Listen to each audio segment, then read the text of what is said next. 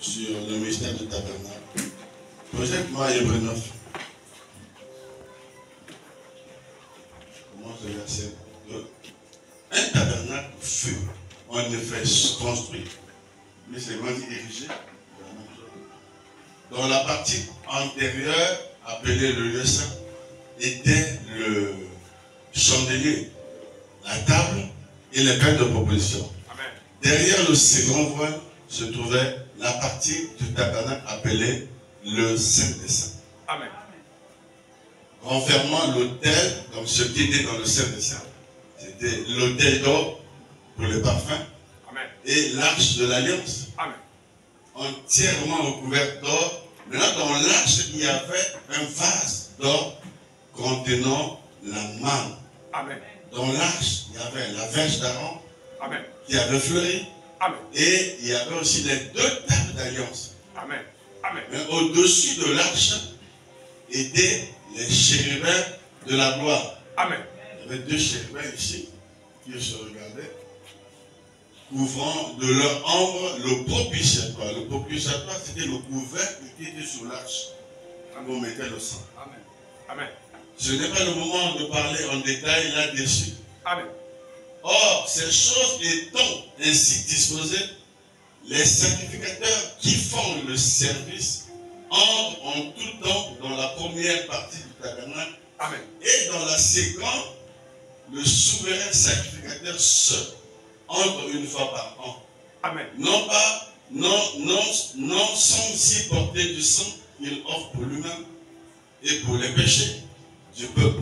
Amen. Le Saint-Esprit montrait par là que le chemin du lieu très saint n'était pas encore ouvert. Ça, Amen. Amen. Amen. Donc le premier tabernacle subsistait. Amen. C'est une figure, c'est une ombre, c'est un type pour le temps actuel. Amen. Amen. Amen. Amen. Amen. Amen. Amen. Où l'on présente des offrandes et des sacrifices qui ne peuvent rendre parfait sous le rapport de la conscience celui qui rend ce culte. Amen. Et qui, avec les aliments, les boissons et les diverses ablutions, étaient des ordonnances charnelles imposées seulement jusqu'à une époque de réformation. Amen. Mais qui s'est venu comme souverain sacrificateur des biens à venir, il a traversé le tabernacle plus grand et plus parfait. Amen. Il n'est pas construit de main d'homme. C'est-à-dire qu'il n'est pas de cette création. Amen. Amen. Amen. Amen. Vous avez vu le verset 5, Paul dit ce n'est pas le moment de parler de ces choses en détail. Parce que à son époque, ce n'était pas le moment. Mais maintenant, c'est le moment. Amen. Amen. Que Dieu bénisse sa parole pour vous asseoir. Maintenant, c'est le moment parce que nous avons les détails. Amen. Malachie 4 de nous avec les détails. Et ces choses-là, on a lu ça sur les constitutions, on ne comprenait rien. On ne comprenait vraiment rien, mais il a fallu que le messager vienne pour nous expliquer ces choses. Maintenant, on peut parler des détails de ces choses. Les frères m'ont dit qu'ils ont fait le tabernacle. Projette-moi ça, frère. Nous avons, on s'était arrêté, je crois, sur l'hôtel de parfum. Regardez le tabernacle. Bon, ça c'est juste pour le frère a dit juste ce que je fais ici. Mais maintenant, ici, regardez. Avance un peu ton image pour que l'est se fasse voir. Ici, à l'est, ici, il y avait une porte ici. Parce que le tabernacle, je crois que c'est un triangle, non? Hein? Non, un rectangle. Et puis ici, là, non. Éclaire l'image. Tu as rendu ça pour là. Ici, là, c'est l'est. L'est, c'est Israël. Vous voyez? Ben maintenant, ici, le tabernacle, ici, il y avait la porte ici. Il y avait la porte ici. Donc, les gens quittaient la cour là-bas et ils rentraient ici dans la porte, à l'est de la porte. Maintenant, vous avez remarqué, ici, quand vous rentrez, il y a deux hôtels. L'hôtel des reins et l'hôtel des sacrifices. Ça s'appelle aussi l'hôtel de l'Holocauste. N'est-ce pas? L'hôtel de l'Holocauste. Pourquoi? Parce que lorsque un pécheur rentrait ici, il amène un agneau, on lavait l'agneau, parce qu'il y avait aussi la cuve de rein. C'était ici. Tu n'as pas mis la cuve de rein. Tu as mis juste les autels. Il y avait la cuve de rein parce qu'il fallait laver l'agneau. Il fallait laver l'agneau et puis le placer sous le tête des reins. Or, les reins, frère, c'est le jugement. Donc, l'animal a subi le jugement que toi, tu allais subir. Il fallait le laver et puis le placer ici, dans l'autel des reins ou l'autel des sacrifices. Amen. Et nous avons dit que c'était l'image d'un chrétien qui quitte le monde, qui rentre, qui traverse. Ici, c'est la marche. C'est d'abord les 3 étapes de l'appel, la justification, la sanctification et le baptême de Saint-Esprit. Et puis, ça représente un homme. Parce que c'était le tabernacle que Moïse avait vu selon la vision que Dieu lui avait montrée. Amen. Et ça parle du corps, esprit et âme. Amen. Amen. N'est-ce pas? Amen. Donc c'est l'ordre ici. Maintenant, quand on est impacteur, nous avons dit qu'il fallait inviter des gens, évangéliser les gens. Quand vous invitez les gens, ils quittent le monde, ils passent par l'est, par la porte ou par le. Quand ils rentrent ici, il va aller jusqu'ici parce que l'objectif c'est d'arriver jusqu'ici. Quand vous rentrez ici, vous arrivez ici, vous recevez ici le Seigneur. Je mets ça en rapport avec la marche chrétienne. Hein? Amen. Vous recevez Jésus comme Seigneur et Sauveur personnel. Amen. Maintenant, vous passez au baptême. Amen. Quand vous êtes baptisé dans l'eau, immersion, cela vous introduit dans la communion avec l'Église. Vous devenez membre d'une Église. Amen. Amen. Vous voyez? Maintenant, il y a la cuve des reins où vous devez recevoir votre baptême. Il y a l'autel de sacrifice. Je vous ai dit que le christianisme, c'est une vie de sacrifice.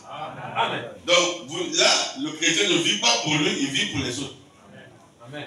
Amen. Parce qu'il te faut des sacrifices. Même pour venir à l'église, il te faut des sacrifices. Prendre le transport, prendre le taxi, faire aussi la distance, beaucoup de sacrifices. Amen. Et la vie chrétienne est une vie de sacrifice. Il faut toujours un esprit de sacrifice. Donc, c'est pourquoi il y a ici l'autel de sacrifice. Quand Jésus est venu, Jésus était un sacrifice. Voyez-vous cela? Amen. Il était l'agneau de Dieu. Donc, on devait le laver et puis le tuer. Amen. Comme l'image d'ici. C'est vrai que je vous ai dit que je ne crois pas que Jésus a reçu un baptême. Ce n'était pas un baptême. Les théologiens ont dit le baptême de Jésus. Mais le baptême de... Comment Jésus va avoir le baptême? Il n'a pas besoin de baptême. Parce que Jésus était saint. Celui qui a besoin du baptême, c'est toi et moi. Parce que nous étions des pécheurs. Dans Acte 2, 32, dit, oh mon frère, que ferons-nous pour être... Ils eurent le cœur vivement touché parce que Pierre a prêché. C'est vous qui avez crucifié Jésus, vous les Juifs, et ainsi de suite. Alors, comme ils ont été touchés, ils posaient la question aux disciples. Oh mon frère, que ferons-nous pour être sauvés? C'est là où Pierre qui a reçu les clés. La clé, c'est la connaissance. Ce n'est pas les clés naturelles. C'est le pouvoir. Donc, il avait reçu la révélation. Parce que Jésus avait dit, sur cette pierre, je bâtirai mon église. Or, l'église de Jésus était bâtie dans la révélation. C'est là où il se lève et dit, répentez-vous que chacun de vous soit baptisé au nom du Seigneur Jésus-Christ. Amen. Amen. Remarquez, le nom n'a pas S, O n'a pas X. Parce que c'est un nom, c'est un nom. Amen. Amen. Alors le nom là, c'était le Seigneur Jésus-Christ. Amen. Amen. Amen. Amen. Amen. Parce qu'il y a beaucoup de gens, surtout des dénominations, les témoins de Jéhovah, les protestants, et ils s'appuient sur Matthieu 28, ce que Jésus avait dit. Allez par tout le monde, baptisez là au nom du Père, du Fils. Mais il s'agit d'un nom. Il faut chercher le nom là. Amen. N'est-ce pas? Amen. Maintenant, le tabernacle, une fois que tu as été baptisé, tu traverses le tabernacle, tu arrives maintenant dans le lieu saint. Le lieu saint, remarquez, est séparé d'un rideau. Le parvis et le lieu saint, il y avait un rideau. Les traits que vous voyez, ce sont des rideaux faits. N'est-ce pas? Amen. Nous avons vu dans Exode 26, 36, il y avait un rideau et 7 colonnes faites de bois d'acacia et entourées de l'or. Et nous avons mis ça en rapport avec les 5 ministères. Quand vous arrivez à l'église, il y a un homme parmi les 5 ministères, dans un évangéliste, un apôtre, un pasteur ou un docteur parmi ces gens-là. Un ministre doit vous conduire. Vous n'allez pas vous conduire seul. Quelqu'un doit vous conduire. Amen. Et lorsqu'il vous conduit, il vous emmène ici, dans ce lieu-là. Où est mon bâton là? L'homme là, il vous rencontre d'abord au parvis extérieur ici. il vous prend par la main, par les enseignements, et il vous emmène ici. Vous arrivez ici, il y a une table au nord, qui regarde le nord. Le table là, ça s'appelle le pain de proposition. Ça, c'était réservé aux sacrificateurs. Amen. Or, maintenant, nous sommes un royaume et sacrificateur. Royaume et roi. Amen. Jésus a fait de nous un royaume de sacrificateurs. Donc, nous pouvons manger. Amen. Donc, ici, le croyant, le païen qui a reçu son baptême, ici, quand il vient ici, il est dans la communion avec les saints.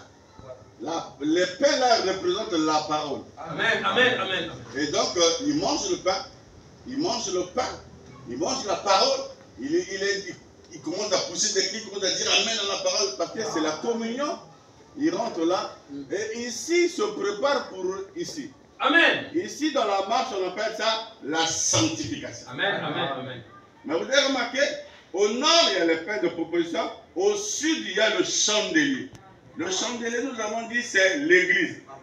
Et puis, il y a 7 chandelles. Ça parle des 7 âges de l'église. Vous voyez? Et donc, vous êtes en communion ici. Et pourquoi le sud? Parce que la parole qui a commencé à l'est a suivi le relais du soleil. Ça passe par le nord. Le nord, ici, on a dit que c'était les réformateurs. Parce que géographiquement, le nord, c'est l'Europe. L'est, c'est Israël. Vous êtes avec moi? Amen. Maintenant, les nordistes, là, c'était des Européens qui ont pris la parole, qui a commencé ici. Et nous avons le tableau ici, qui parle de ça. Voilà, à part Paul, qui était un juif. Irénée était un Européen, donc il était un nordiste. Martin, un nordiste. Colomba, nordiste. Luther, nordiste. Wesley aussi nordiste. Et même Branham a eu une partie, parce que son père fut un Finlandais. C'était des gens qui ont fui la persécution par les catholiques. Ils sont venus en Amérique, ils ont chassé les Indiens, ils ont pris maintenant, ils ont formé les États-Unis. Mais c'était des Européens. Amen. Amen.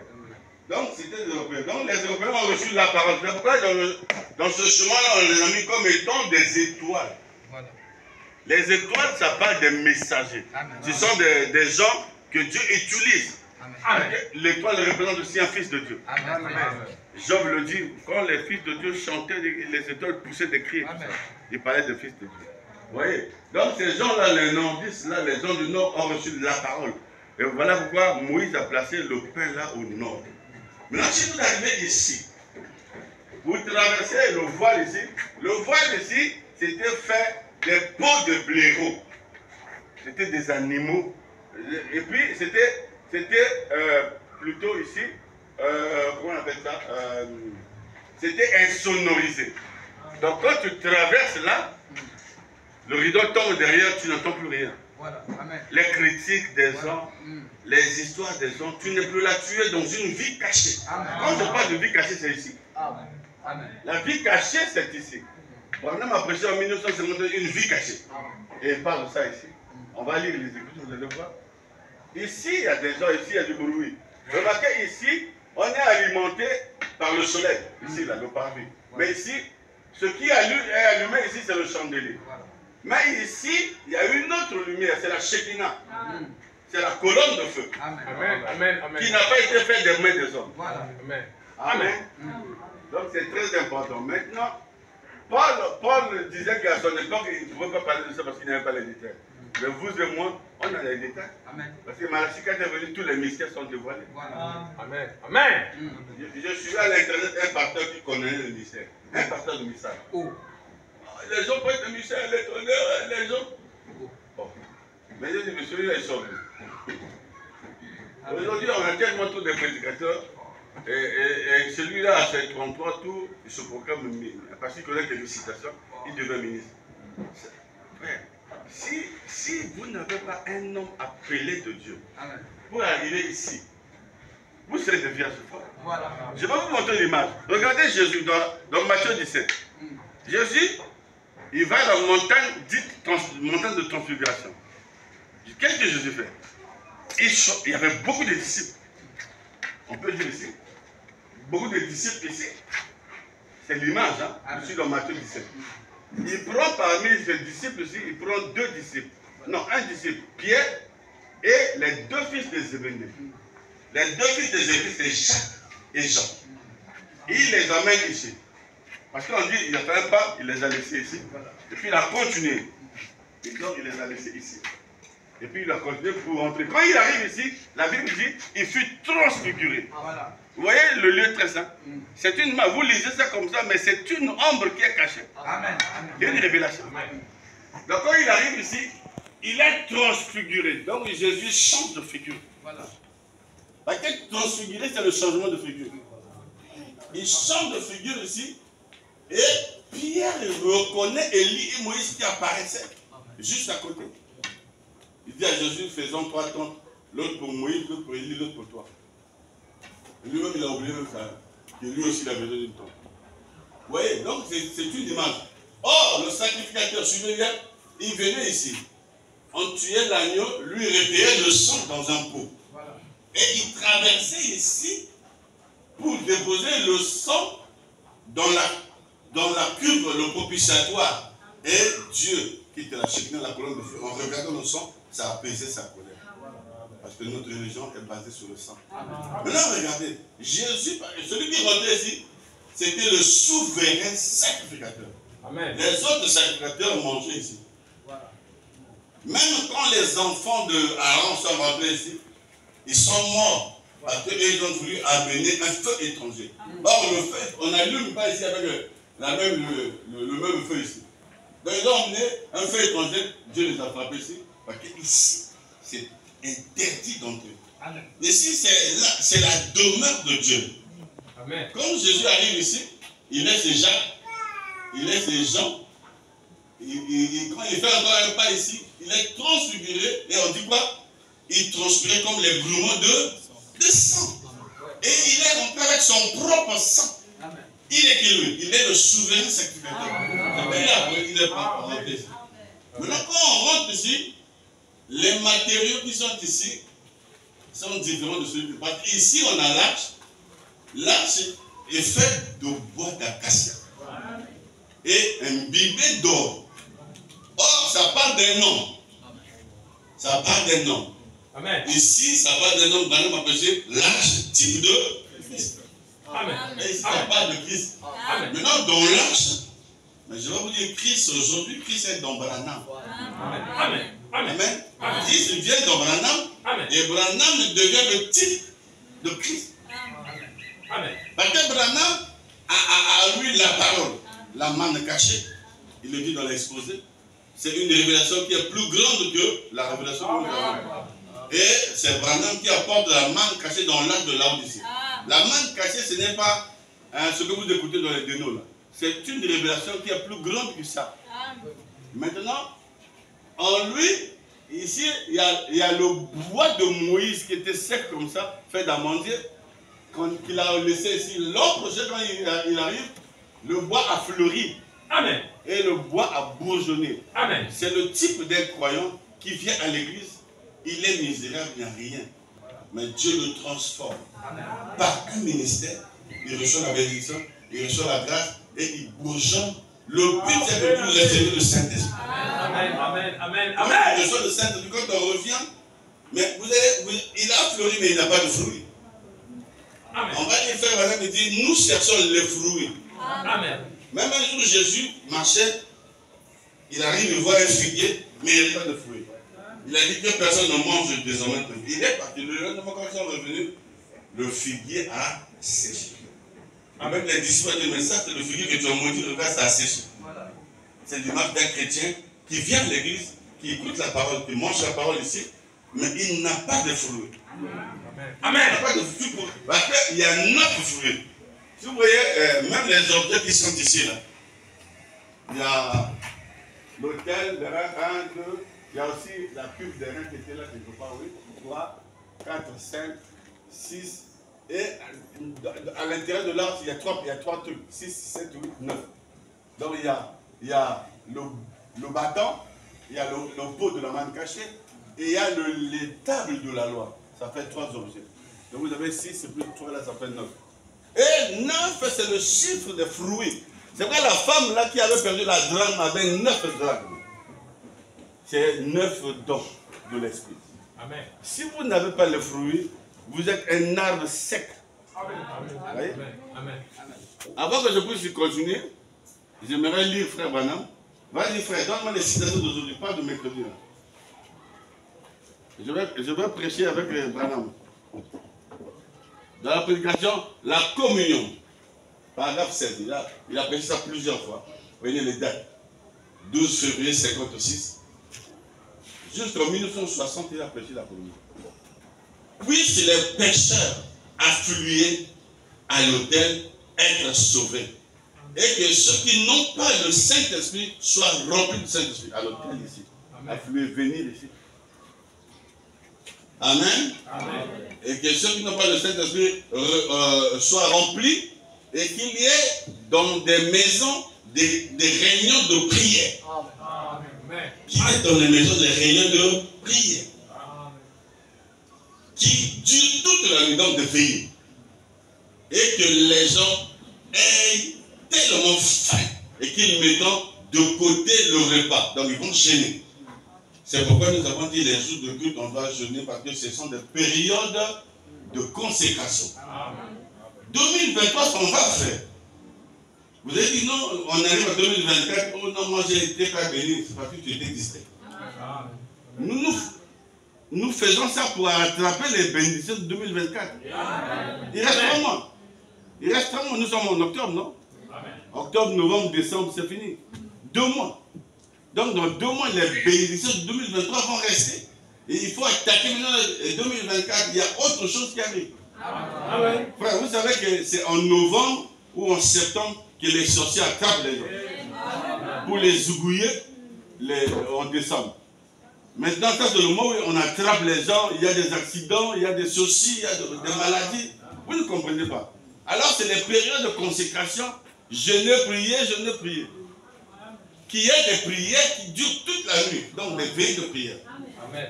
Et les gens auront tellement soif de ces choses qu'ils mettront même la nourriture à côté. Et qu'ils mettront de côté les repas. Oh Dieu, donne-nous encore une fois seulement un réveil à l'ancien monde. Avant que nous voyions la venue du Seigneur. Jésus, accorde le Seigneur. Car nous demandons au nom de Jésus. Donc, pendant une méthode de prière. Continue frère, moi. Dans la prédication, la vie cachée. Ah, ici, il ne faut pas être pressé parce que je vais lire beaucoup ici. Je lirai le paragraphe 24 jusqu'à 40, je ne sais pas combien. Vas-y, frère. Prêcher le 6, il a fait ça 2 fois. Ça, c'est une vie cachée du 6 octobre 1955.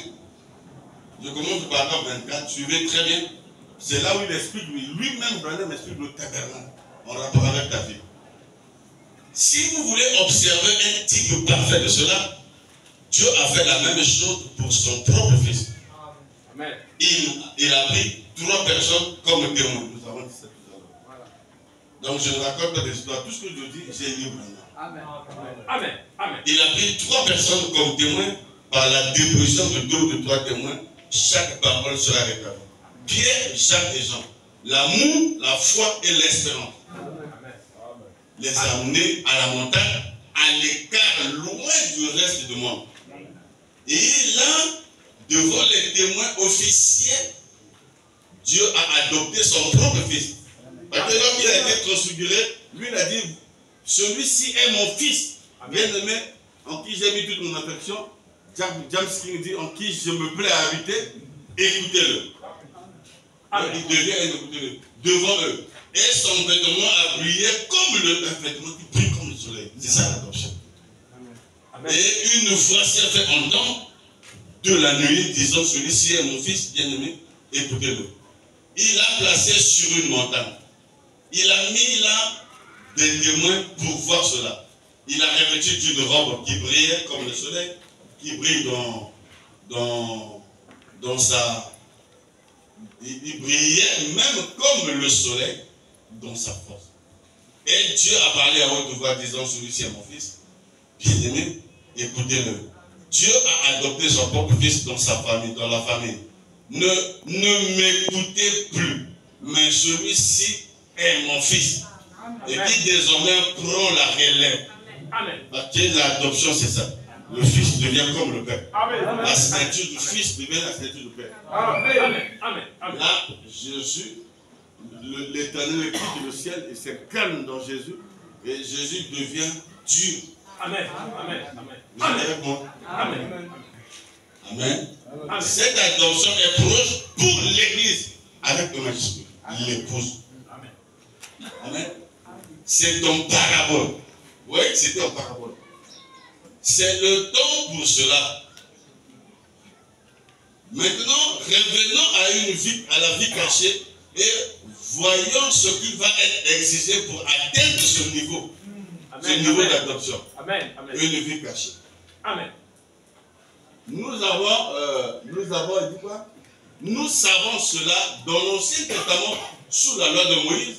Nous avons vu là, tout lecteur sait qu'il y a 3 ou 2 voiles, 2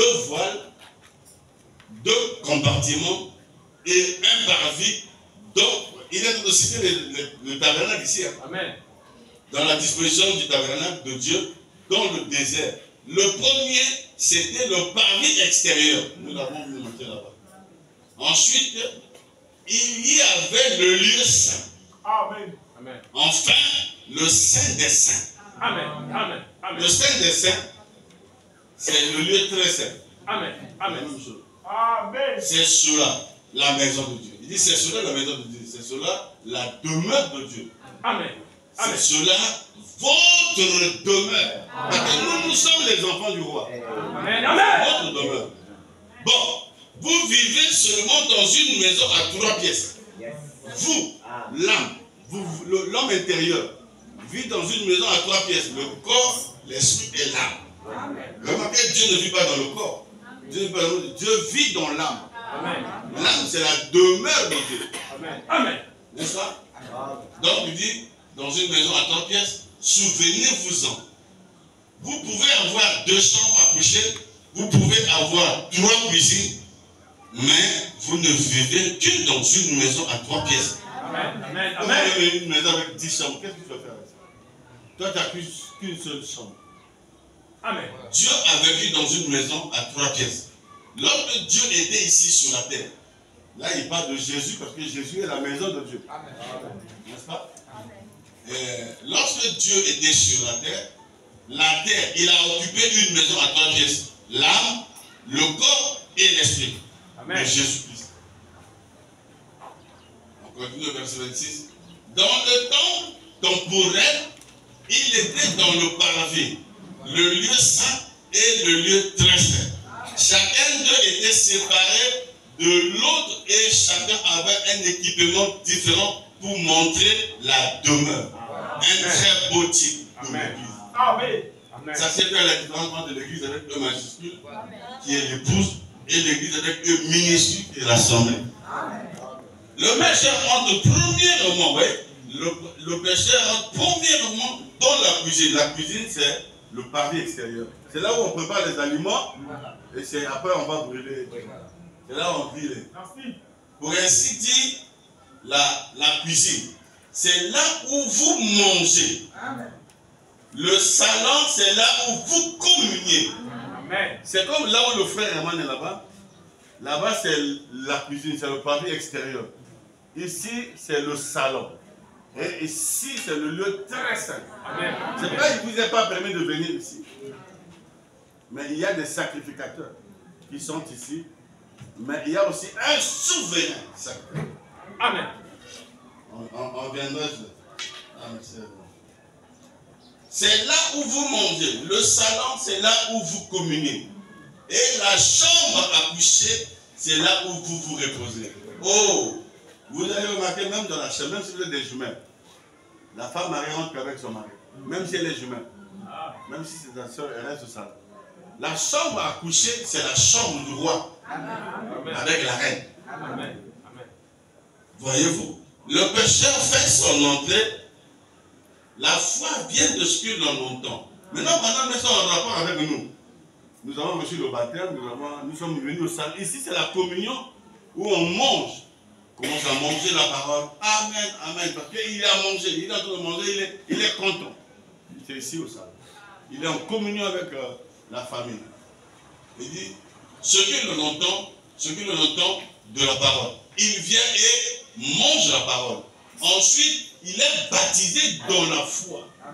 Il accepte Christ comme son sauveur personnel. Amen. Amen. Cela le fait ensuite entrer pour communier avec Dieu. Amen. Amen. Mais alors, il continue jusqu'à entrer dans la chambre à coucher. Amen. Amen. Amen. Dans les autres séparations, Madame dit, même le mariage, si vous êtes en fréquentation, votre communion n'est pas complète. Amen. Donc la fréquentation, c'est comme vous avez commencé là-bas, jusqu'ici.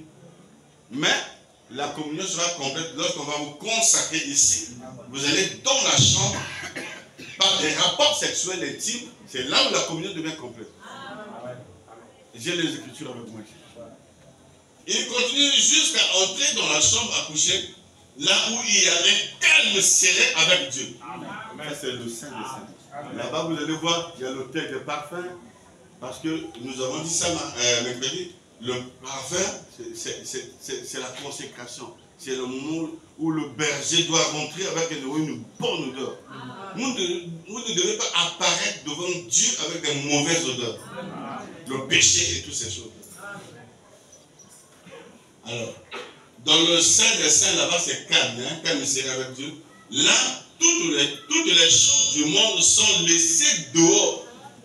Et il est seul dans le calme avec Dieu. Frères et sœurs, c'est là le lieu où le mouvement de la Pentecôte devrait se trouver. C'est là-bas. Amen. Amen. Amen. Oh, Amen. toi, ça fait longtemps que tu veux trouver ça. As-tu le Saint-Esprit? Parce que le Saint-Esprit vient dans ton âme. Si tu n'as pas le Saint-Esprit, je ne sais pas ce que toi tu dois faire. L'objectif d'une prédication d'une église, c'est de vous emmener là, dans la chambre, dans le lieu très saint. Et c'est là-bas que tu auras une communion complète, totale avec le Seigneur, en recevant le baptême du Saint-Esprit dans votre âme. Amen. Vous êtes là? Amen. Amen. Aujourd'hui, il dit c'est là où la Pentecôte devait commencer, dans le réveil. Le réveil ne commence pas dans votre corps. Le réveil commence dans même la nouvelle naissance. Amen. Ça commence à l'intérieur de votre intérieur. Amen. Amen. Oh, je dis, plutôt que de... Oh, j'aime cette écriture. Frère, tu peux ramener ça encore un peu? Non, doucement. Ramène ça, là où la Pentecôte, oui, là. Le lieu où ce mouvement de la Pentecôte devait se trouver aujourd'hui. Plutôt que de parloter. Nous sommes des Trinitaires. Nous sommes de ceci, nous devons arriver là, dans le lieu très saint, au lieu de parloter. Un tel est. Non, ça c'est reconnu. Marchez jusqu'à rentrer dans ce lieu-là. Et un bon ministre devait vous emmener là. Frère, on va nous m'approcher les investissements. Moi je dois investir, j'emmène ma femme, mes enfants, dans une église. Là où il n'y a pas la parole. Là où le Saint-Esprit ne peut même pas m'introduire dans la chambre. Oh. Mais tu investis comment? C'est superficiel. Et tu dis d'aller en enfer, tout le temps que tu as perdu, c'était un temps perdu. Amen. On ne vient pas à l'église pour jouer, frère. Notre âme est en jeu. Et puis ça, ce n'est pas un problème de connaissance. On vous dit la vérité. Ça, c'est une... Parce que la Bible est écrite en énigme. Il fallait un prophète pour expliquer ce qui était caché. Amen. Amen. Nous sommes des gens ceux qui parlent là. Nous sommes le message. Vous êtes des pentecôtistes. Nous sommes les catholiques. Nous sommes tous. Nous sommes les assemblées. Nous sommes l'église de Dieu. Nous devions être seuls. Madame dit, nous devrions être seuls dans ce calme serré avec Dieu. Amen. Seuls. Pendant les 4 jours, je vous ai montré comment un homme doit être seul. Amen. Être seul avec Dieu, c'est être dans la consécration. Amen. Seul avec Dieu. Pas avec un groupe de gens qui parlent. Ceux-là, ils parlent le mal des autres. Ceux-là, ils critiquent. Ceux-là, non. Ça, c'est un gars. Ça rétablit l'adoption. Je veux vraiment rester longtemps avec cette écriture parce que Branham dégage une vérité ici compliquée. Amen. Ne croyez-vous pas cela? Certainement. Nous devions en être là. Amen. Mon frère, 27 dit, remarquez bien, lorsque le souverain sacrificateur, une fois là, entrait derrière le premier voile, Ensuite, derrière le deuxième voile, il y avait à l'extérieur les bassins où on lavait le sacrifice. Amen. Nous avons déjà parlé de ça. Ensuite, le sacrifice, après avoir été tué, était placé sur l'autel derrière. Et le sang était versé dans un vase, dans un récipient. Et le souverain sacrificateur entrait une fois l'an derrière le voile pour faire l'expiation. Remarquez le vêtement de ce souverain sacrificateur avant qu'il entre derrière le voile. Il devait se déshabiller. Amen. Et s'habiller de manière appropriée. Donc il change la démarche pour y entrer. C'est le problème qu'a l'Église aujourd'hui. Ce dont elle a besoin, c'est de se dépouiller de toutes ces petites cultes. De petits cultes et autres. De s'habiller de la justice de Jésus-Christ pour être prêt à entrer. Donc, on ne doit plus venir comme vous étiez venu hier. Quand tu étais, il y a 10 ans, il y a 15 ans, non. Pour rentrer dans le lieu saint, il y a une démarche, il y a un déshabillement, c'est-à-dire un changement de comportement. Amen. Amen. Quand vous venez, ne soyez pas religieux, ne soyez pas seulement les membres de l'église, mais soyez des vrais chrétiens. Des vrais chrétiens. En rentrant ici, la démarche doit changer. Et le sacrificateur changeait des habits. Et quand il marchait, et ses clochers disaient, sa démarche était différente. Il disait, Saint, Saint, l'Éternel est saint. Amen. Ça veut dire, vous lisez ça comme ça, mais c'est un grand mystère qui est là. Sa démarche était différente. Différente comment? Mais parce qu'il commence à rentrer dans une autre dimension. Amen. Amen. Et sur la bordure de son vêtement, il y avait des grenades et une cloche. Et pendant qu'il marchait, sa démarche était si parfaite que les cloches retentissaient. Saint, Saint est l'Éternel. Ça veut dire que toi, pour rentrer là-bas, il faut laisser la mondanité, la chair, le charnel, il faut changer le démarche. Et en rentrant, tu rentres dans la sanctification. Vous ne pouvez pas venir dans le but du message comme vous étiez, avec des adultères, des fornications, des histoires, tous comme tu étais dans le monde. Ça ne va pas. Soulard et tout ça, on boit les whisky en cachette et tout ça, l'hypocrisie, toutes ces histoires, la médisance, les critiques, tout ça, c'est le monde. C'est ce que ça veut dire. Donc, au temps de Moïse, bon, je ne sais pas si Moïse avait compris même la portée prophétique de ces choses. Parce que ça, c'était l'ancien temps. Il fallait que le 7e ange arrive vraiment 800 siècles avant, après. Et pour nous donner les détails là. Ce dont nous avons besoin aujourd'hui, ce n'est pas de faire partie des assemblées, soit de l'église de Dieu, soit des unitaires, soit de n'importe quoi que cela puisse être. Notre marche devrait être en train de résonner aux oreilles du monde, du public. Ah, elle m'échangère. Ah, chérie, mais elle m'échangère. Mais le monde doit comprendre que vous, il y a quelque chose qui s'est passé en vous. Vous voyez? Saint, Saint, Saint est l'Éternel. Le monde doit comprendre ça. C'est vrai, vous devez garder votre témoignage. Ne gâchez pas votre témoignage partout là où vous allez. Amen. Amen. Autre chose. Il devrait être oint avant d'y entrer. L'huile d'onction était faite à partir de la rose de Sharon.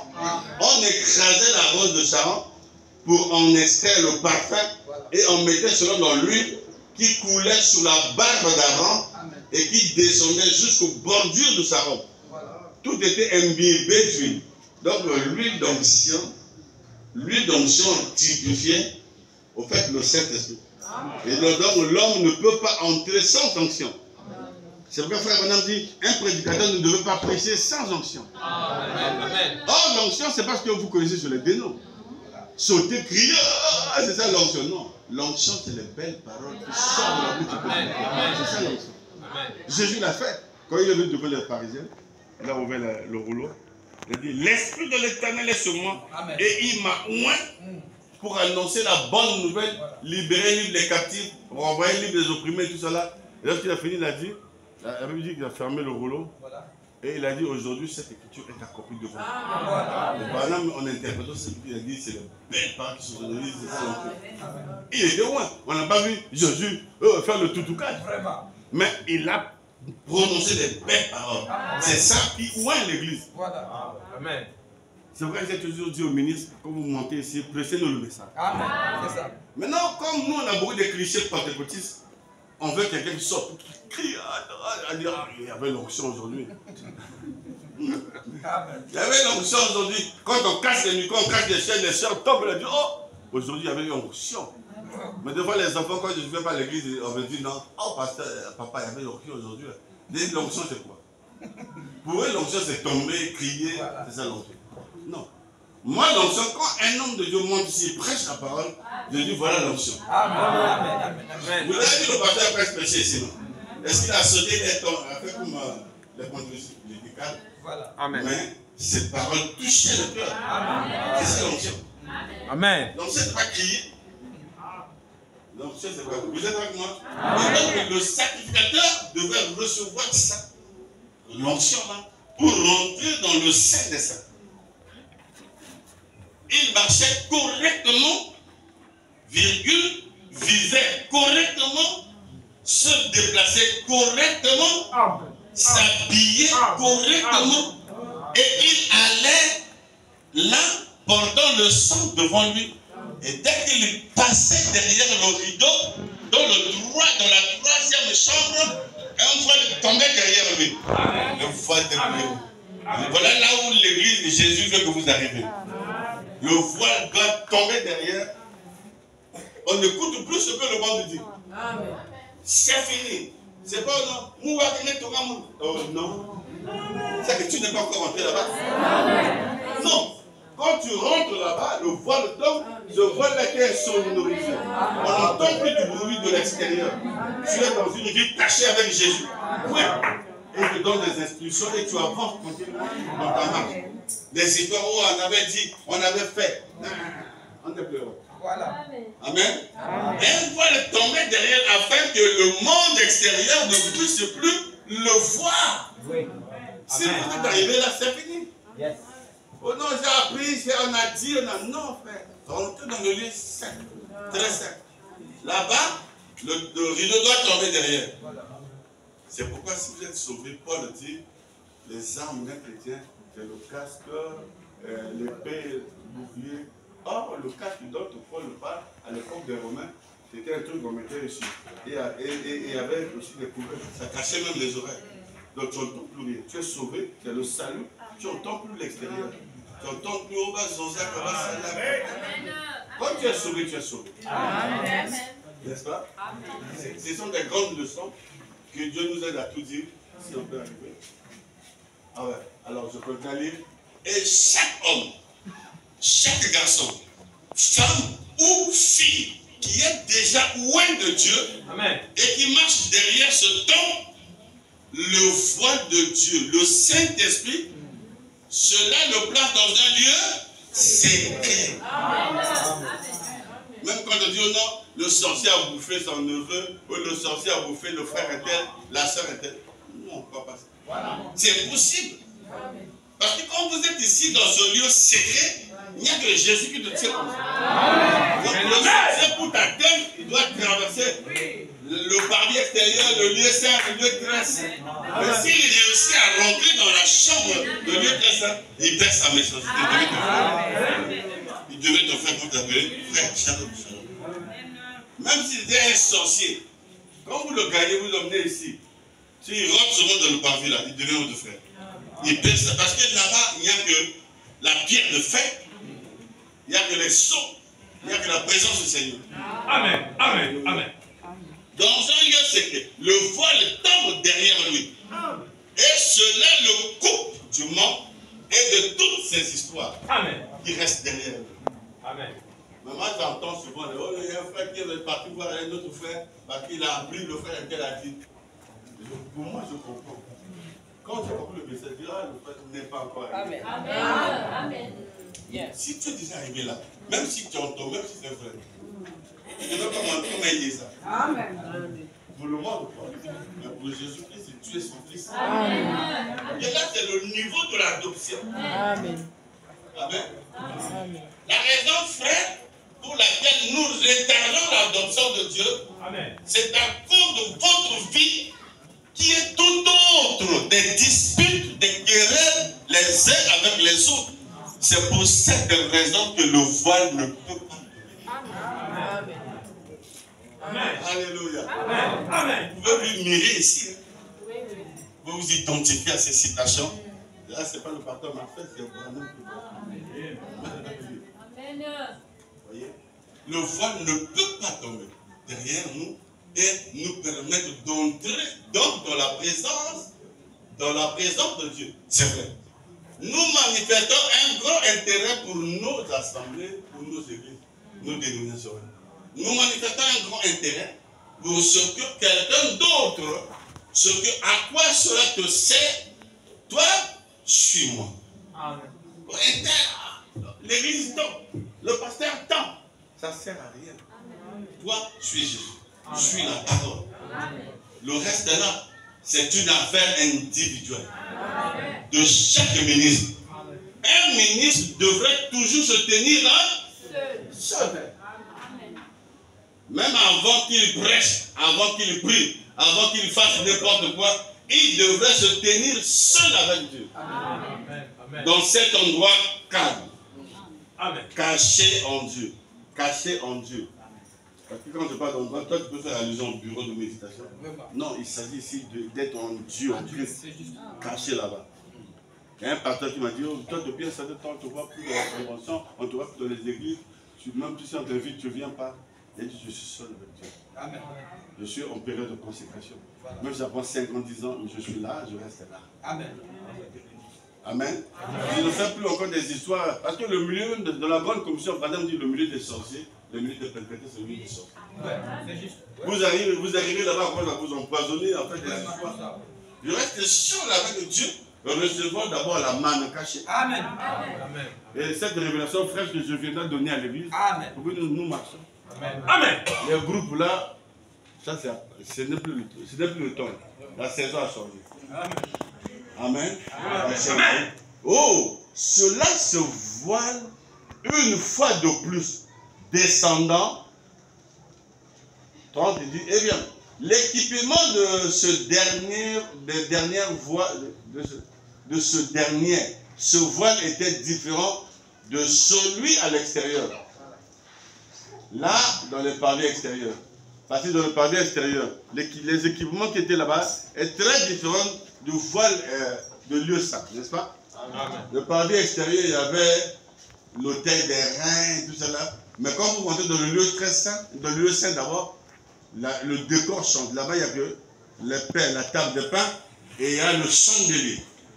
Amen. Quand vous arrivez dans le lieu très saint, là-bas aussi le décor change. Il y a l'arche, le propitiatoire, les 2 chérubins, les tables de Moïse, et puis le bâton d'Aaron qui a fleuri. Amen. Je vous ai dit là, c'est un autre niveau. Je ne sais pas si je vais réussir à vous lire ça, parce que là, ça part du prophète. Le bois, c'est l'homme. Mais remarquez qu'il est entouré d'or. Donc, c'est la divinité. L'or, c'est la divinité. C'est un homme qui a non seulement la divinité, mais il a la parole. Amen. Il a la parole, c'est un prophète. Dans la prédication originale, Dieu, Frère Branham dit, Dieu a promis nous visiter sous la forme d'un prophète. Amen. Amen. Et quand Branham est venu, il a dit, le même ministère qui s'est produit à l'est va se reproduire à l'ouest. Voilà. C'est pourquoi dans l'Acte, il y avait les 2 tables de la loi de Moïse. Et nous l'avons aujourd'hui, l'exposé et les sexos. Ça, c'est les 2 tables. Et Frère Branham le dit, même de la puissance de la décision, il dit, dans votre maison, pas au salon, mais dans la chambre, vous devez avoir un autel. Et vous mettez les photos sacrées. Les photos sacrées, c'est ce que nous avons ici.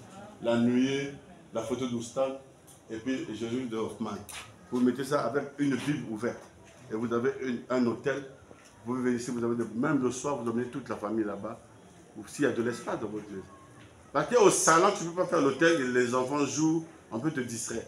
tu viens là-bas et puis il y a la télévision, les gens suivent la télé, tu peux pas. C'est dans la chambre qu'il y a l'hôtel. Et madame dit chaque famille devait avoir un hôtel. Voyez-vous cela? Alors nous lisons les belles citations. Là, dans le parvis, il y avait le bassin où l'on lavait l'animal. Derrière le voile suivant, il y avait quoi? C'était là qu'on brûlait les corps des animaux. Et il y avait là les 7 chandeliers d'or sur le... Et cela formait la lampe. Et ça donnait la lumière. Et à l'extérieur, dans le parvis extérieur, il y avait la lumière du soleil. Derrière le voile, il y avait la lumière artificielle dans le chandelier. Lorsqu'on entrait ici à l'aide de la lumière de cette lampe, ensuite on entrait dans la cour suivante qui était le Saint des Saints, ou le lieu très saint, n'est-ce pas? Oh, comme Dieu a si bien présenté cela. C'est une très belle chose pour nous, comme nous voyons là, le grand plan du salut éternel de Dieu. Le grand plan du salut éternel, c'est le plan de la rédemption. Voilà. Donc, dans l'arche, là, c'était le plan de la rédemption. Comment Dieu devait venir, comment le croyant devait rentrer, ainsi de suite, tout ça. Bon, alors, le salut éternel de Dieu. Comment ces ministres devaient y entrer? Comment ils devraient se préparer eux-mêmes pour y entrer? Amen. Eh bien, dans cette cour qui se trouvait à l'intérieur, appelée le Saint des Saints, il y avait un meuble placé là, appelé le propitiatoire. Alléluia. Amen. Amen. Le propitiatoire, voilà, c'est le dos d'un homme. C'est vrai? Le Messie devait tourner le dos pour rendre Dieu propice. Alléluia. Et l'alliance était dans l'arche. Et l'arche était avec 2 chérubins. Et c'était à l'intérieur, c'était le meuble qui était à l'intérieur du lieu saint.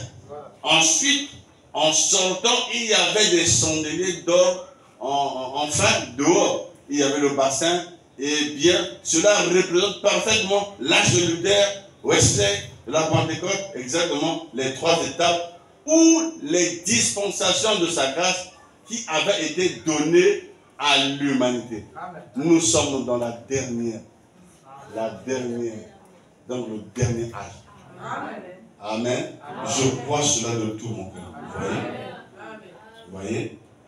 Une vie cachée, 32. Maintenant, remarquez, aussi dans ce grand mouvement, comment Dieu les a amenés à ce glorieux endroit.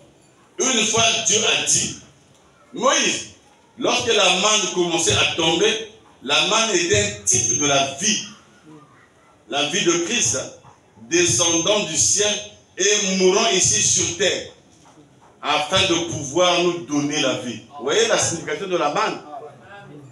Parce que la manne tombait là, partout, les Juifs ramassaient, ils mangeaient. Maintenant, Dieu a dit à Moïse, prends le reste là. Voilà, la manne qui est tombée, prends ça, ce qui restait, mets dans un pot en or. Et on met ça dans le lieu très saint. Une fois qu'il a... Et puis dans le lieu très saint, on mettra ça où? Dans l'arche. Vous voyez?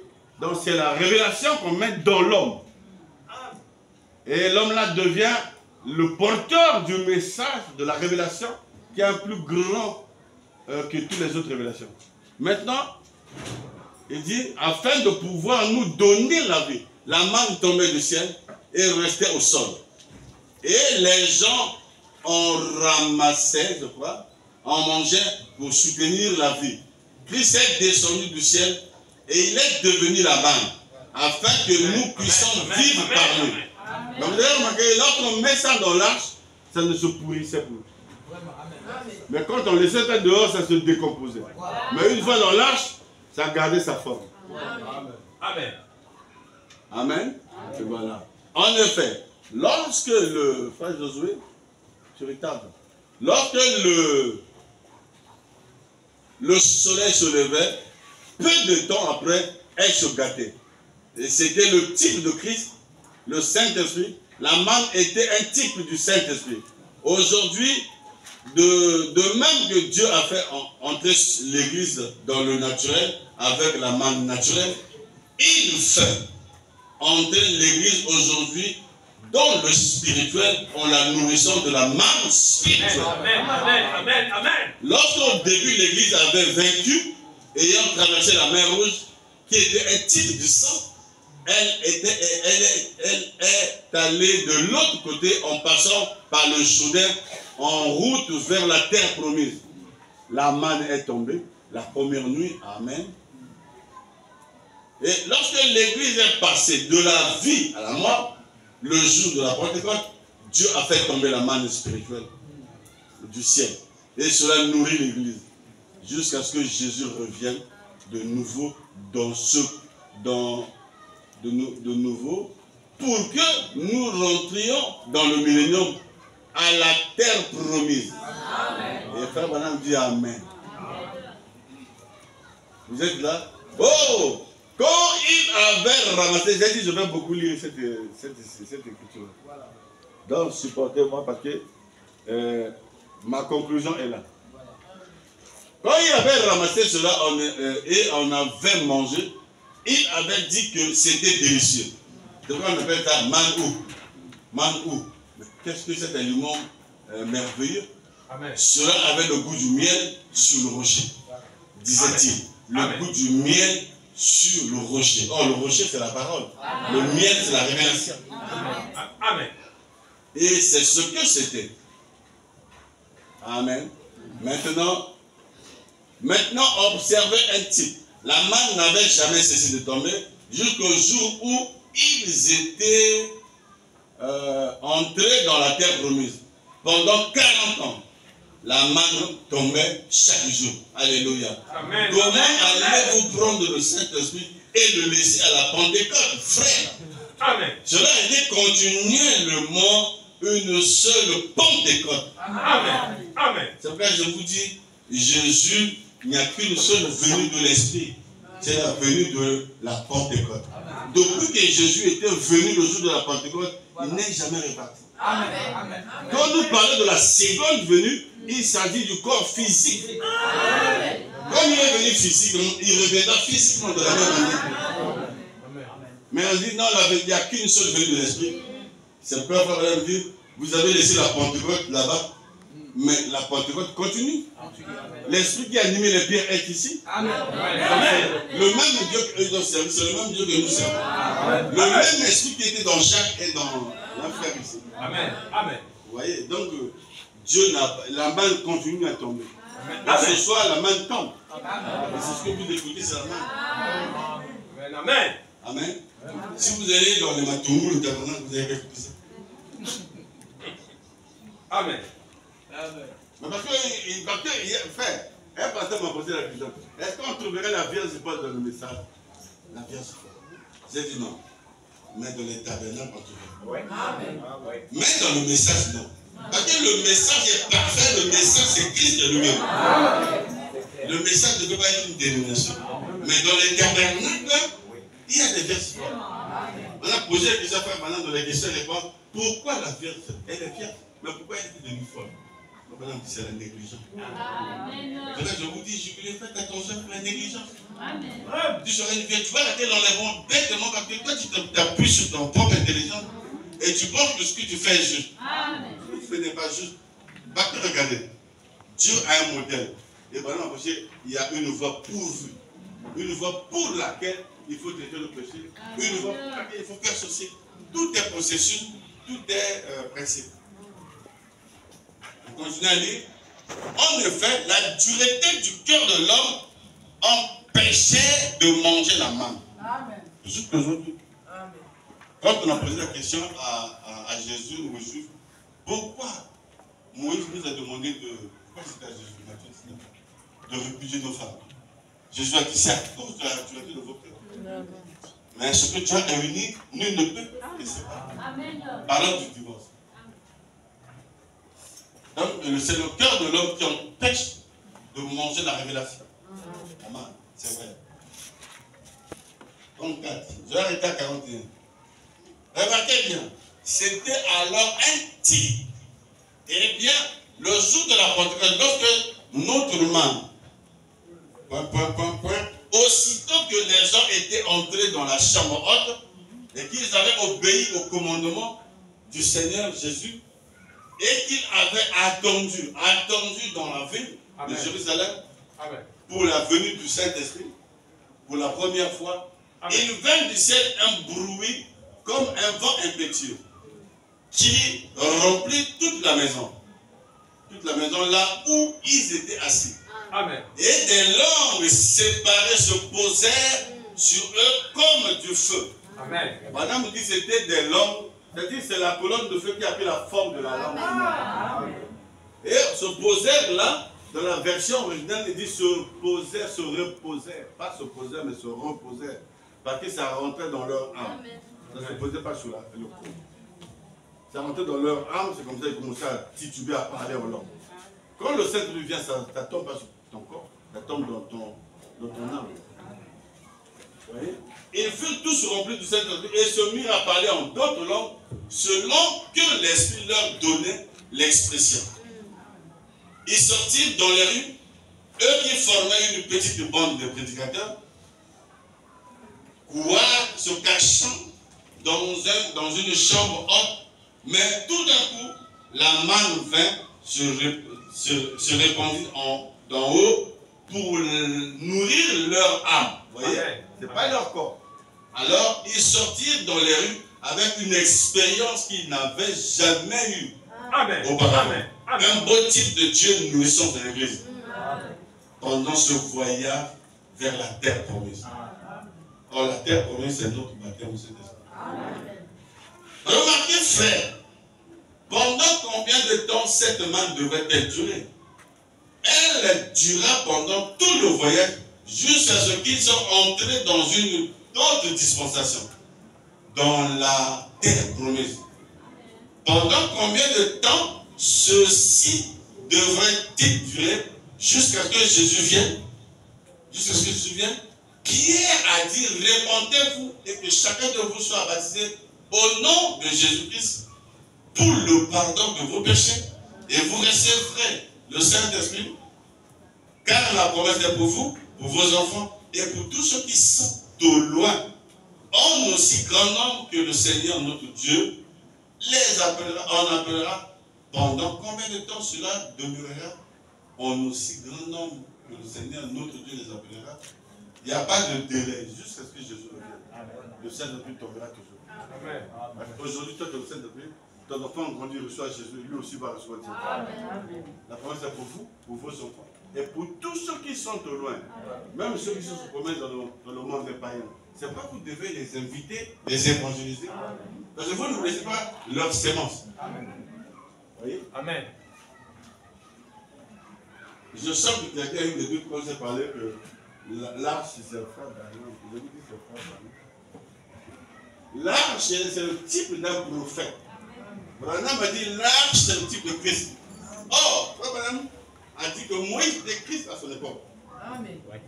Donc, tous ces gens que vous voyez là, ils étaient des Christ à leur époque. Amen. C'est-à-dire quand le Saint, parce que le mot Christ veut dire oint. Amen. Quand moi je reçois le Saint-Esprit, je suis oint, je deviens un Christ pour jubiler. Amen. Vous voyez? C'est comme ça que Branham dit le partage est le Saint-Esprit de l'Église. Amen. Parce que le jour qu'Ananias et Saphira ont commis des erreurs, Pierre leur a dit, pourquoi Satan au point pour monter au Saint-Esprit? Amen.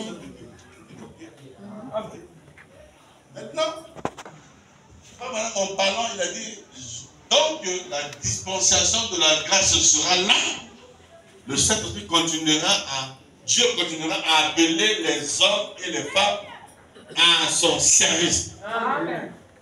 Ainsi, le Saint-Esprit est tout aussi réel aujourd'hui.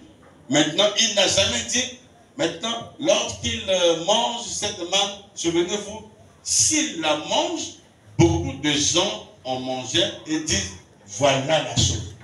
Il devrait la ramasser chaque jour alors qu'elle était fraîche. C'est vrai, il devrait ramasser la manne fraîche chaque jour parce que vers 9 heures, à la deuxième étape, elle commençait à fondre. Cela périssait. 36. Et souvent, les gens qui vivent dans la deuxième pièce, dans le sein, ici, dans la communion, après qu'ils ont déjà reçu la parole, ils sont entrés dans la deuxième étape de recevoir Christ dans leur vie. Ils ne savent toujours pas ce que signifie cette chambre secrète. Ce qu'est la chambre à coucher, ce qu'est le lieu de repos. Là, il est dans le tabernacle, le lieu très saint. Il mange la main, mais avez-vous remarqué que s'il laissait traîner cela pendant très longtemps, cela finissait par fondre. Hérésie avec. Cela, il dit, cela se gâtait. Et je pense que beaucoup de gens, en toutes les façons, eu beaucoup de crampes au corps lorsqu'ils vont manger ce que le Seigneur donne dans le corps. Et avant qu'un autre réveil ne vienne, ils sont retournés, ils sont pervertis. Pour ceux qui ne comprennent pas les citations, vous allez voir que pendant qu'on parlait du tabernacle, il est en train de parler du réveil. C'est pourquoi je suis en train de prendre ça pour notre église. Alors nous avons besoin d'un réveil. Amen. On met ça en rapport avec le réveil. C'est tout à fait en ordre. Alors vous ne pouvez pas avoir un réveil si votre vie n'est pas délivrée. Et puis la délivrance en question. Les pentecôtistes nous disent, je suis parti à l'église, on a imposé les mains, je suis tombé, je suis délivré. C'est pas ça. Vous allez voir. La délivrance est tout un service. C'est tout un service. Si vous avez la maison des dons, ça va avec la maison des dons. Et le pasteur, c'est le service de la délivrance. On va aller faire maintenant, après vous allez voir. Ils sont pervertis dans les cultes. Dans les cultes, quelconque ou autre. Quel est le problème, frère? Vous n'êtes jamais arrivé quelque part ailleurs. Dieu a dit à Moïse, fais un pot d'eau. Alléluia. Et mets cette manne là-dedans. Et rappelez-vous que lorsqu'un croyant entrait dans cette manne, ne s'épuisait jamais. Elle était toujours fraîche. C'est vrai que quelqu'un qui a la manne, comme un prédicateur, il peut prêcher même 2 heures, 3 heures, il se fatigue. Vous allez fatiguer, lui se fatigue. Parce qu'il a la manne. La manne ne fatigue pas. Amen. Une nouvelle est délicieuse au fur et à mesure que les jours passaient, au fur et à mesure que les années passaient, et n'importe quel homme qui vient à Christ, qui se cache derrière, à qui le voile tombe, est dans la présence du Dieu Tout-Puissant. Il mange la manne jour et nuit, heure après heure. Elle est toujours aussi délicieuse qu'elle l'était le premier jour, lorsqu'on lui a parlé de son âme. C'est toujours en rapport avec notre âme. Ce dont nous avons besoin aujourd'hui, c'est d'entrer quelque part où se trouvaient ces choses. Non pas nous tenir loin et prétendre, ou plutôt pas nous tenir loin et agir, mais entrer. Effectivement là, à l'intérieur. Et Frère dit, amen. Autrefois, l'homme, maintenant, souvenez-vous, seuls les croyants, oh, j'aime cette partie-là, seuls les croyants, seuls les élus entrent là, que Dieu a choisi. Je crois que c'est Apocalypse 2, il est dit, celui qui vaincra. Donc, cela est promis aux vainqueurs. Ceux qui vont recevoir la main. Si vous n'avez pas vaincu, vous ne pouvez pas recevoir la manne. J'ai vaincu la cigarette. Ce n'est pas ce dont il parle. Vraiment. Il y a beaucoup plus de choses qui vont avec le christianisme. Ce n'est pas seulement parce que tu as laissé la boisson, tu as laissé les histoires, que non, tu es vainqueur. Non, il y a beaucoup de choses. En dehors du fait que de ne pas fumer la cigarette ou ne pas boire le whisky, celui qui vaincra héritera de toutes choses. Et il sera mon fils. Je serai son Dieu. Et écoutez, je lui donnerai de la manne cachée. Amen. Je le cacherai et je lui donnerai des choses cachées au sujet desquelles le monde qui est en dehors du rideau ne sait rien. Alléluia. Quand bien même il mange la manne, ils n'en savent rien cependant. Non, c'est vrai. Il y a des gens même comme qui écoutent le message, ils ne comprennent rien. Ils n'en savent rien. Ils pensent que le message c'est un mouvement. Je vous ai toujours dit, le message n'est pas un mouvement. Le message c'est une rédemption. Je lui donnerai un caillou blanc avec son nom inscrit dessus. Vous comprenez ce que je veux dire? L'entrée dans l'adoption ou le lieu caché en Dieu. Les prédicateurs de l'évangile ne se préoccupent pas de vos dénominations, de ce que le monde pense. Mais ils cherchent à accéder à la manne cachée. Là où la pleine révélation de Dieu rend l'amour parfait. Donc la révélation de Dieu rend l'amour parfait dans votre cœur. Et Dieu, vous et tout le reste, vous êtes au repos. Quoi qu'il advienne, n'importe quoi que ce soit, vous êtes cachés. Oh, quel endroit pour vivre. Oh, laissez-moi demeurer là. Branham dit, nous devons demeurer dans le lieu très saint. Là-bas, nous sommes cachés avec Dieu. Amen. Si vous rentrez là-bas, même si un sorcier vient la nuit, là, il ne peut pas t'atteindre. Parce que tu es dans une vie cachée avec Dieu. Amen. Laissez-moi me reposer sous l'arbre où coule très librement, où l'agneau est la lumière. Et l'âme de celui qui est sauvé ne meurt jamais. Alléluia. Oui, si Dieu t'a sauvé aujourd'hui, il ne peut pas te perdre demain. Pas parce que tu as péché que Dieu va te perdre. C'est faux. Tu vas perdre la joie de ton salut, mais tu ne perds pas le salut. Ah, tu viens à l'église, tu n'es plus joyeux. Ah, hier, tu dis Amen, Amen. Tu ne le dis plus. Tu deviens attristé, tu perds la joie du salut. Mais pas le salut. Le salut est déjà dans ton âme. C'est Christ, c'est le salut. Donc tu es déjà sauvé, il ne peut pas. J'ai vu les ministres de ce monde-là. Les enfants ont volé des millions dans la main. Il n'a jamais mis son enfant même au commissariat. Maintenant, toi, Dieu va te perdre. Parce que tu as péché. C'est ça ce que l'évangile fait. Non, c'est faux.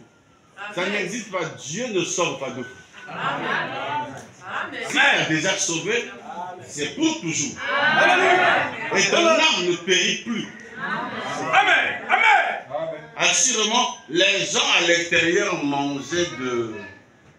Moi je dis, allons-y un peu. Mais ils n'en savaient rien. Ils n'avaient jamais été à l'intérieur. Y avez-vous déjà été? Non, mon cher frère. Ne méprisez pas mon ignorance.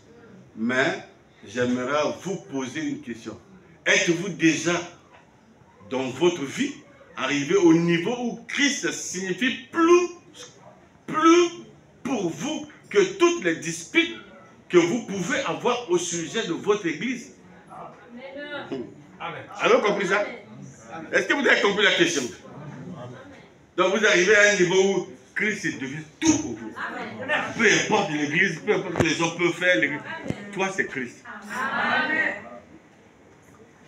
Christ signifie plus que vous, plus pour vous, plus que toutes les disputes que vous pouvez avoir au sujet de votre église. Est-ce que Christ a déjà signifié pour vous plus que le monde entier? Je ne veux pas vous parler de l'effet d'une émotion ou d'un travail mental. Je veux parler de ce que vient du fond de votre cœur. Quelque chose qui est établi à l'intérieur. Mais en tant que quelque chose s'est produit et vous ne savez comment cela est arrivé. Amen, amen, amen. Et vous êtes caché et tout votre motif est de servir Jésus-Christ. Êtes-vous déjà entré en ce lieu-là, mon cher frère? Êtes-vous déjà arrivé au point où vous ne vous souciez pas de ce que dit n'importe qui? Pas sortir et faire le malin, mais jusqu'à ce que l'amour de Dieu est tellement ancré en vous que vous ne voyez rien d'autre. Tout votre motif est de faire la volonté de Dieu. Voilà le niveau que moi je suis en train de rentrer. Oui, frère. Je suis en train de rentrer là et c'est la révélation de 2024. Suivez-moi, suivez les guides, on va rentrer. Frère, ça c'est la vérité.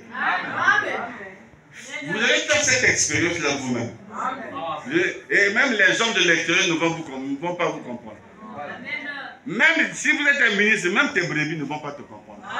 Le pasteur devient, si on dit quelque chose, il fait comme ça. Ils ne comprennent pas, c'est l'état présent du ministère. On est dans une autre dimension. Même votre femme ne comprendra pas. Regardez comme Moïse est arrivé là, on lui a dit, Dieu a dit, je suis descendu pour délivrer mon peuple. Au lieu que Dieu aille là-bas en Égypte, Dieu descend dans le désert. Et il croise Moïse. Et je suis descendu pour sauver mon peuple. Mais pas les sauver. Voilà. Mais parce que tu es descendu, mais le peuple en Égypte, toi tu descends ici. Il avait besoin d'un nom. Amen. Amen. Tu as toujours besoin d'un nom. Il avait le meilleur poisson de Dieu. Amen. Moïse, je t'ai choisi, tu vas. Amen. Il n'a pas dit ça clairement. Mais il est d'abord rentré là-bas au désert. C'est comme lorsqu'il a rencontré les deux disciples sur le chemin de Maïs. Parce que pour les jeunes juifs là que vous voyez faire, vous lisez ça, c'est comme un roman, ce n'est pas un roman, c'est une histoire. Pour les jeunes juifs, ils attendaient le Messie. Ils ont vu les signes du Messie dans Jésus. Ils sont venus voir les parents et ils ont dit non, désormais, vous n'allez même plus aller à la blancherie passer le pain. Nous allons trouver celui dont la Bible parle, le Messie. Il va commencer à multiplier les pains. Nous l'avons vu multiplier les pains là-bas. Et vous savez quand il est viande et tout ça là, ça c'est vraiment le Messie. Donc les jeunes là, ils savaient. Et ils ont vu un jour Pierre se passer, il a coupé l'oreille de l'autre. Jésus a pris l'oreille, il a remis. Ah, c'est lui. Et donc le témoignage était tellement fort.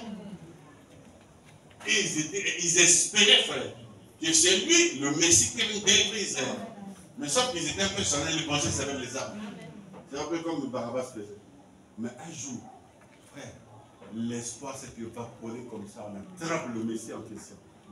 On l'emmène à la couloir. On court avec les pointes comme ça. Et tout leur espoir est parti. Frère, ils étaient en train de parler. Maintenant, ceux-là, on fait un tour à Emmaüs. Donc c'est comme si vous quittez point, vous faites un tour un peu dans Matourouka et tout ça.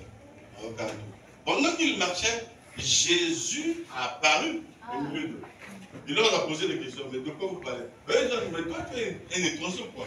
Ou tu es le seul qui ne sait pas ce qui s'est arrivé, ce qui s'est passé, il a dit quoi? Et eux ils commençaient à parler à Jésus. Non, nous avons vu le Messie, la Bible parlait du Messie, le Messie, nous avons vu ça dans Jésus, le Galilée, et tout ça, mais maintenant là, les Romains l'ont tué, l'ont crucifié et tout ça. Quand ils parlaient comme ça, ils sortaient même dans les phrases de Jésus. Maintenant, Jésus commençait à leur enseigner ce qu'il avait déjà enseigné en 3 ans et demi. C'est pourquoi je vous ai dit, la chair est le type de Christ. Pourquoi j'ai encore dit c'est le type de Barnum? Parce que le ministère de Christ devait revenir en ce temps de la fin. Jésus avait 3 ans et demi. Regardez dans l'Ancien Testament, là, ça avait le coudé avec 3,5 de coudé. Ça parlait de 3 ans et demi du ministère. Et quand on arrive à l'ouest, on a vu dans le chemin, le ministère de Frère Branham, c'était la réplique du ministère de Jésus-Christ. Vous voyez? Ce que Jésus a fait à l'est, c'est ce que Branham a fait à l'ouest. Et Branham va déclarer que Jésus a eu plus de succès dans mon ministère qu'en Israël. Parce que le ministère de Frère Branham a fait trembler le monde. C'est pourquoi le jour-là, nous a projeté le document et le témoignage des gens qui sont vivants, qui ont côtoyé ce ministère. Vous voyez? Donc, au moment où je vous parle là, le message que je vous présente là, c'est Christ lui-même. Mettez ça dans votre cœur, ne mettez pas ça dans la tête. Dans la tête, vous serez un démon religieux. Madame m'a dit, mais vous n'aurez pas la vie que ça. Alors nous sommes en train de poursuivre la vie qui est derrière. Parce que la vie n'était pas dans le palier extérieur, ni dans le lieu saint, mais la vie était dans le lieu très saint. C'est là-bas qu'il y avait la vie. C'est là-bas que le sacrificateur, en rentrant, devait changer sa démarche et tout ça. Aujourd'hui, tu es ce sacrificateur là. Donc si tu veux accéder là-bas, laisse la Odyssée. Laisse Nouvelas. Abandonnez toutes ces histoires. Recevez Christ, oui, mais abandonnez le monde. abandonner le monde. Vous êtes avec moi? Parce qu'il y a des gens qui viennent dans le Seigneur avec les histoires de monde. On m'avait raconté une histoire, il y avait une maman qui était partie chercher le bois du chef. Il y avait le bois comme ça. Maintenant, il y avait un frère qui venait, là, il trouvait cette maman. Maman, je vais t'aider. Le frère a pris le bois, il l'a mis derrière la pick-up, c'était une pick-up. Et puis, bon, la maman est montée aussi derrière. Et le frère a démarré. Et pendant que le frère démarrait, il a regardé dans le rétroviseur, il a vu la maman avec son bois de chef encore sur la tête. Mais elle était derrière la pick-up. Le frère a freiné. Et maman, si je t'ai aidé, si je t'ai pris, c'est pour t'aider parce que tu avais un fardeau. Voilà. Donc maintenant, dépose ça sur la pick-up. Arrête de... Et c'est ce que nous faisons. Voilà. Nous venons, il a dit, déchargez-vous de moi. Parce que mon fardeau est léger, mon joug ne pèse pas. Venez à moi, vous tous qui êtes chargés et fatigués. Nous venons, on vit encore avec le monde, dans le Seigneur. Vous voyez? Donc tu es comme cette maman-là. Quand tu viens, il faut te décharger de lui. Amen. Et puis ne prenez jamais des décisions sans consulter Dieu. Amen. Un chrétien ne devrait pas prendre une décision sans consulter Dieu. N'est-ce pas? Amen. Frère, même si vous avez le Saint-Esprit, frère, madame dit, le Saint-Esprit est ici pour vous surveiller. Amen. Pour surveiller votre attitude. Pour voir si vous n'êtes pas égoïste ou si vous avez des motifs et tout ça là. Frère, projette-moi, le paragraphe 41. Je vais m'arrêter par là. Et puis on va lire autre chose. En ce même lieu, nous n'avons pas beaucoup de temps. Aussi dois-je me dépêcher. Vous voyez? Mais juste encore une pensée. En ce même lieu, on avait placé la verge d'Aaron pour déterminer ce que Dieu avait choisi. Et qu'il n'avait pas choisi. Et cette verge était instinctivement revenue à la vie en une seule nuit, et elle avait bourgeonné et produit des amandes, donc des fruits d'amandier. Non seulement elle était revenue à la vie, mais aussi elle avait bourgeonné et porté des fruits. Un véritable type de pécheur amené devant Dieu dans le lieu saint. Rappelez-vous que cette verge avait traversé toutes les autres parties et elle est entrée dans le lieu saint étant toujours mort. Mais pour demeurer, elle n'est point revenue à la vie aussitôt qu'on l'avait amenée. C'est la raison pour laquelle le Saint-Esprit a veillé sur vous. Amen. Parce que les gens viennent au tabernacle aussitôt et la chose est déjà arrivée. Attention, vous êtes ce bois-là. Alors, la raison pour laquelle le Saint-Esprit a veillé sur vous, depuis que vous avez reçu le Saint-Esprit, surveillant quoi? Votre attitude envers le royaume. Toi, tu penses que si tu reçois le Saint-Esprit, c'est fini. Mais il te surveille. Oh frère, nous avons déjà la chose. C'est pas tout. Voilà. Alléluia. Amen, amen, amen. Surveillant votre attitude envers son royaume. Si cela a été pour vous un motif égoïste, si les choses auxquelles vous pensez, c'était pour faire avancer une dénomination, ou si c'est pour vous développer, quel est le but de ce que vous êtes en train de faire? C'est pour faire avancer le royaume, gloire à Dieu. Si c'est pour votre besoin égoïste, le Saint-Esprit vous surveille. Vous avez le Saint-Esprit, oui, on n'en disconvient pas. Mais il est là, il te surveille. Amen. Pour voir tes motifs. C'est ce que Malachie a dit. Si tu veux faire avancer une dénomination, ou si tu veux faire avancer le royaume. Oui. Ou si c'est pour vous développer, vous améliorer votre position. Si c'est pour faire de vous un homme considéré dans le monde, si c'est pour vous construire une grande église, quelque part, avoir de la popularité ou autre chose. En dehors de la croissance, de l'avancement du royaume de Dieu, frère, il y a quelque chose de faux. Si vous avez fait ça pour un motif égoïste, pour faire avancer la dénomination et tout ça, ou pour construire une grande église, pour que tu puisses avoir un nom. Ça, on a dit, c'est faux. Nous devons faire quelque chose pour l'avancement du royaume. Amen. Eh bien, quand cette verge morte était amenée à l'intérieur, est déposé dans la présence de Dieu lui-même, qu'arriva-t-il? Elle bourgeonna. Elle fit sortir des bourgeons. Mercredi, nous avons vu que c'était le type d'un frère qui vient dans l'église, mais qui n'avait rien. Mais sous un ministère, Dieu l'a béni. Il est devenu quelqu'un.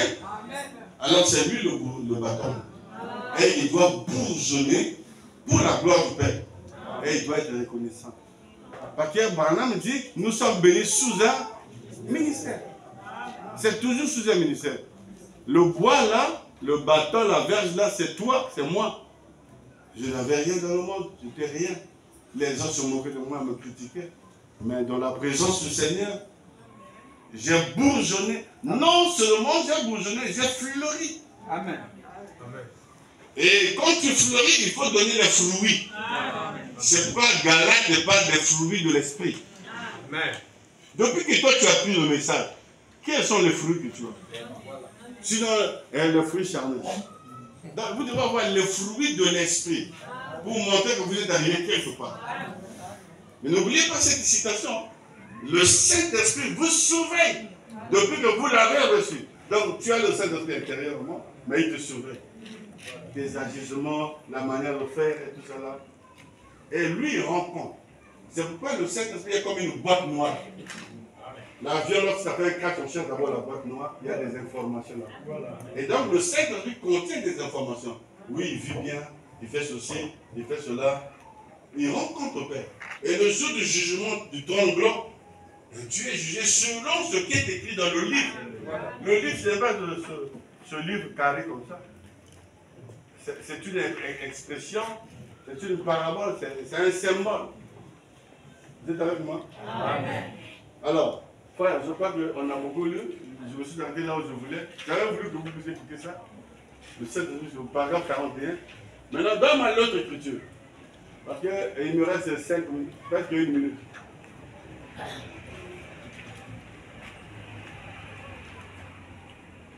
Ça, j'ai déjà lu ça, non? J'invite les jubilés à suivre un peu ça. Le prophète Élisée, le 7 octobre 55. Non. La puissance de la décision. Ok. Paragraphe 28. On va lire ici. On avait mis la verge d'Aaron dans une vieille branche morte d'amandier.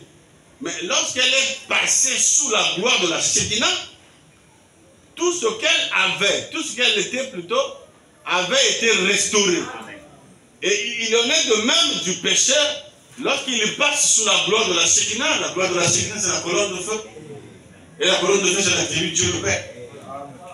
Et que les voiles tombent derrière lui, chaque chose qu'il est censé être la qualité du Fils de Dieu se manifeste en lui. Amen. Rappelez-vous, c'est en une nuit que cela avait bourgeonné, fleuri et porté des amandes dans le fruit de l'esprit. Il cite le fruit de l'esprit. L'amour, la joie, la longanimité, la bonté, la gentillesse. Parce qu'il y a même des gens qui ne sont pas gentils. Amen.